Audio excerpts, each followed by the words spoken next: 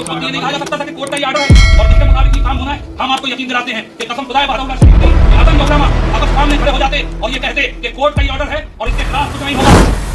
हमारी प्रशासन के विभिन्न अधिकारियों को फोर्स करने का प्रयास करते हैं। हम अब मैंने कहा था प्रदीप मौलाना साहब बीच में कॉल्स दिखा देंगे अगर आप एविडेंस मांगेंगे। हिंसा कहीं भी हो, लेकिन हिंसा किसी को नहीं पहचानती है। इनमें जो लोग मारे जाते हैं वो हिंदू भी होते हैं और मुसलमान भी। हिंसा का कोई धर्म नहीं होता है, यह केवल राजनीतिक होती है, यानी राजनीतिक फायदे के लिए होती है और ऐसे फायदे में नफा नुकसान नहीं देखा जाता। हिंसा में मारे गए इंसान से सहानुभूति नहीं होती, उस पर भी राजनीति होती है। नमस्कार, मैं मनीष कुमार अंकुर खबर 24 एक्सप्रेस में आप सभी का स्वागत करता हूं। आज हम बात कर रहे हैं हल्द्वानी हिंसा की। देवभूमि उत्तराखंड की संस्कृति में खून का ये रंग पहले कभी नहीं घुला था। हमेशा से यह राज्य शांत रहा।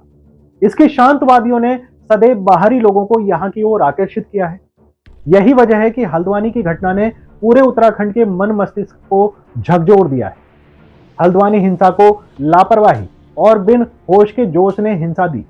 यही कारण रहा जिससे देवभूमि की संस्कृति में खून के छींटे पड़ गए। उत्तराखंड में कभी हिंसक घटनाओं का इतिहास नहीं रहा, लेकिन कुछ सालों से पूरे उत्तराखंड को सुलगाया जा रहा है और यह सुलगाहट केवल राजनीतिक है। नेताओं के अपने लाभ की है, उन्हें नहीं मतलब कि हिंदू मरे या मुसलमान।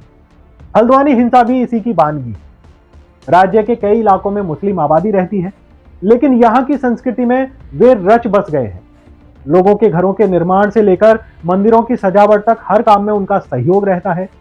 एक सुखद पहलू यह भी है कि भले लोग उन्हें रहीम, इकबाल, सुलेमान के नाम से जानते हों, लेकिन जब उनके मुख से स्थानीय बोली यानी गढ़वाली सुनते हैं तो यह बताता है कि वे यहाँ की संस्कृति में कितने घुल मिल गए हैं। हरिद्वार, रुड़की, उधम सिंह नगर जैसे शहरों में पड़ोसी राज्यों से लोग आकर यहाँ बस गए। मिक्स आबादी के चलते यहाँ सामाजिक ताना बाना भले बदला हुआ हो, लेकिन सभी ने एक दूसरे को अपनाया है। मैदान और पहाड़ दोनों ही जगहों में मुस्लिम समुदाय के लोग रहते हैं, लेकिन इनके आपसी तालमेल को देखते हुए यह नहीं कहा जा सकता है कि यहाँ इनका अपना घर नहीं है। उत्तराखंड बनने से पहले यहाँ कभी सांप्रदायिक हिंसा नहीं हुई, दंगे नहीं हुए। उत्तराखंड का मिजाज हमेशा से लोगों को जोड़ने वाला रहा।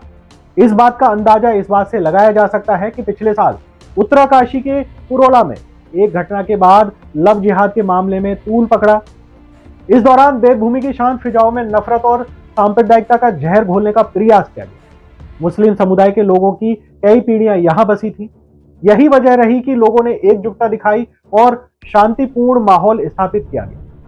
फिर देश में पहली बार हिंसा की ऐसी तस्वीर सामने आने के बाद से हर उत्तराखंड वासी स्तब्ध है। सड़कों पर भयावह मंजर, पत्थरों की बारिश, आग की लपटें और गोलियों की आवाज से पूरे शहर की जनता ने भय को महसूस किया। हल्द्वानी की हिंसा में कई लोग मारे गए तो वहीं कई जख्मी भी हुए। पुलिस वाले भी इस हिंसा का शिकार बने। अब बताते हैं कि हिंसा आखिर शुरू कैसे हुई। हल्द्वानी में अवैध मदरसा गिराए जाने के बाद हिंसा शुरू हो गई। इसके बाद शहर में कर्फ्यू लगाया गया। हिंसा के बाद चप्पे चप्पे पर सुरक्षा बलों की तैनाती की गई। मदरसा गिराने के बाद एक और अवैध निर्माण गिराया गया, जिसके बाद लोग भड़क गए और पत्थरबाजी शुरू हो गई।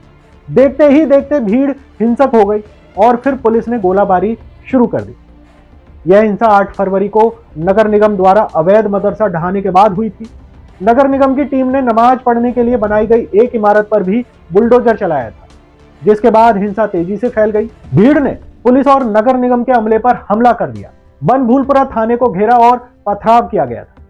हिंसा में अब तक कई लोगों की मौत हो चुकी है। 300 पुलिसकर्मी और नगर निगम के कर्मचारी भी घायल हुए हैं।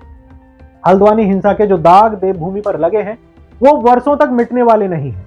हम लोगों से केवल इतनी अपील करेंगे कि नेता आएंगे जाएंगे, लेकिन ये जो आपसी भाईचारा है इस पर आंच नहीं आनी चाहिए। किसी के बहकाने या भड़काने से अगर आप भड़क गए तो समझिए ये आपकी भावना है और आप सब झूठे हैं। आपसी भाईचारा बनाकर रखिए। अगर आपको कोई भड़काने की कोशिश कर रहा है तो उसको ऐसा भड़का दीजिए कि उसके मन में कभी ऐसा ख्याल भी ना आए, वरना इस भड़कने और भड़काने के खेल में आपके अपने मरते रहेंगे और वो भड़काते रहेंगे, अपना फायदा देखते रहेंगे। धन्यवाद।